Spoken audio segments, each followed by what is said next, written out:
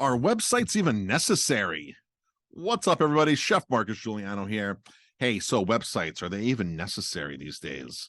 So I know a lot of restaurants that you go to their Yelp page, you go to their TripAdvisor page, and click website, and it goes to a Facebook page. I remember years ago when they used to go to a MySpace page. Now they go to a Facebook page. And I'm like, huh, more and more and more. It used to happen just here and there. Now more and more. The other day I was trying to go to a specific area, specific city, and I literally was on TripAdvisor or Web or Yelp looking at restaurants, and I'm like, two in a row now. Go right to their Facebook page. And of course, I do my Google searches on a Safari page.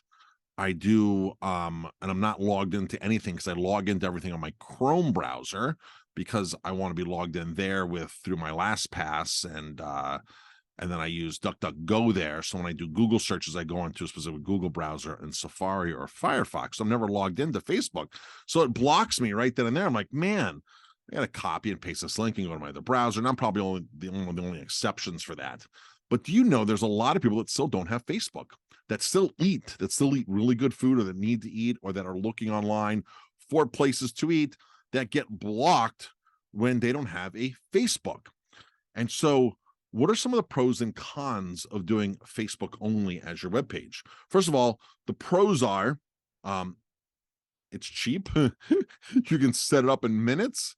And yeah, I think that's going to be about it. The cons are, so here are the cons. Cons are you can't use SEO searches, search engine optimization. Search engine optimization is so key. You need a website for that. You need a blog for that. You need to post things. You need the keyword things. You need to tag things properly so people see and your page gets scoured on Google and you show up in the search rankings up top or closer up top, or you get more visibility. So you totally lose out on all of that SEO stuff, right? That's all gone now.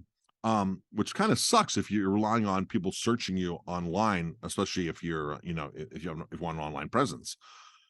So now, you can still have a Google Place page, you can still have a Google Business page, right? You can still have a Google Business page and be on the Google Map without having a website, and they're going to link you to your Facebook. So that's still there. You're still going to be found on Google when it comes down to that.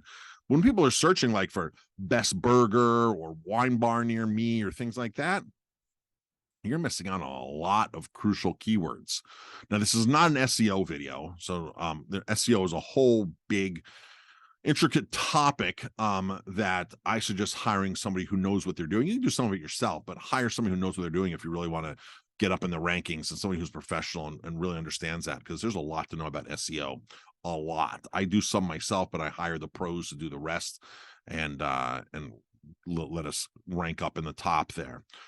So you miss out on SEO, you miss out on a web page. A web page is really a way for people to see a lot of different things about your restaurant. A typical Facebook page doesn't have a lot of the options like a website would. So, for example, if you have a scan menu at your restaurant and they scan a QR code, would you send them to a Facebook menu page? Probably not. It's a little weird, right? You probably wouldn't do that. But if you scan them and then they go to a website page, they see your menu, you can embed the Facebook pixel on there, which then tracks visits. And then when you advertise on Facebook, you have an audience, everybody who's been to your web page. And that works without them scanning a pixel in your menu. It works just once they go to your page, it just works constantly, right? That pixel is always there and always doing work for you, always grabbing an audience. Then you can re-communicate to them on Facebook. And that's sort of like if you go to Zappos right now, look up a pair of shoes, and then go to Facebook 5 minutes later, you will see an ad with that same item on your Facebook. That's it's connected with a pixel. Folks, getting a pixel is free. You have to have a business manager account on Facebook, get the pixel, get the coding, install it on your website. Then you can start retargeting people, which is huge. So you're missing out on that. You're missing out on an opportunity to really get people's information and have them sign up. You can do a sign up on Facebook where people can sign up, but people aren't really apt to going on Facebook and signing up for something when they've already signed into something, right? On a web page, they're more used to a pop-up saying, hey, free birthday offer, save 10%, $5 off, free dessert, sign up to our newsletter, and it's a pop-up or an inlaid box that they go and give you all their information. So they're more used to doing that on a website versus Facebook.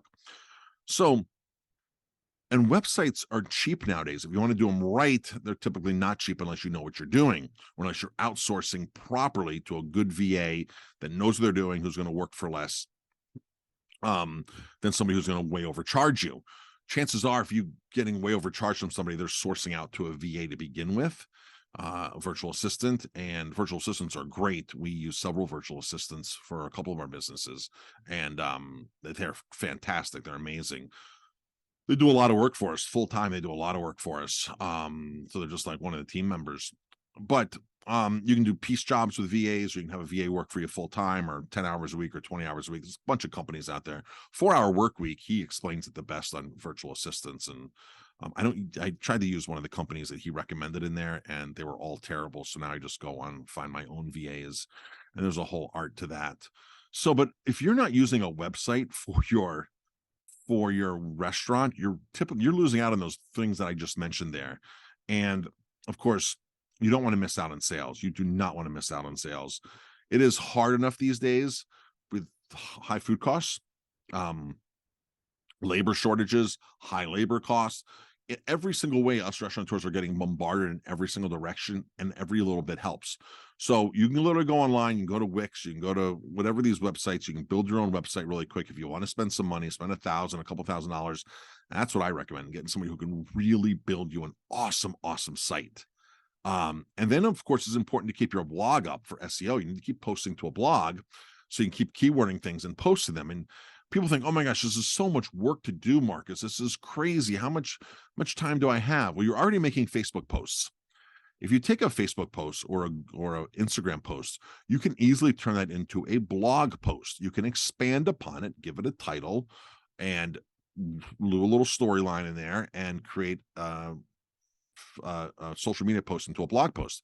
If you want to get really up on this, you go to one of those AI programs, Write Sonic or something, and there's lots of them out there, and you pop in your social media post and you say turn into a blog post, and it'll turn into a blog post and have a bunch of keywords in there for you, a title in there for you, and it takes it about 5 seconds, 10, 15 seconds to do that. You copy and paste, and again, you can hire a VA to do the blog for you. You can do it yourself. You can have somebody on your staff in your office do it, somebody who's there. There's lots of different options to do that, but there's no reason not to do it. And I really don't care what type of restaurant you are or you think you are. A website and that reputation online and that SEO is super important. And when do you, I mean, there's a lot more I can say about this, and we'll break it up to another video, so this isn't that long. But that's it, folks. Website. You need one. If you need help with the website, I don't know, drop me a message or something. We can point you in the right direction. I'm not per se a website designer. We've helped people build websites before. We've helped our clients build websites before. We don't specialize in that. But I can definitely assist you in knowing what needs to be done. So there's a problem with websites. A lot of people can build a great website, but they don't know how to market a website. Some of the best, most expensive graphic artists and web designers are great at that, but they suck at getting you rankings and getting you up there. And it's something that's ongoing every single month. I mean, sending out press releases, blog posts, putting new pages on, changing stuff on your homepage, making things in bullets. Google likes change. Google likes see things current. So don't think you can just write a website and put it on the web and be like, I'm not going to touch it for 5 years. Doesn't quite work like that. You need to do a little bit of maintenance on it, and updates and upgrades and constant new content on there, which a blog is great for. But even your homepage needs to change all the time. So that's it, folks. Go to restaurantgrowthsecretsuniversity.com. I got a ton of free information over there. I just really want to help people succeed in this really tough business environment. Some of us are struggling, some of us just need a little more help.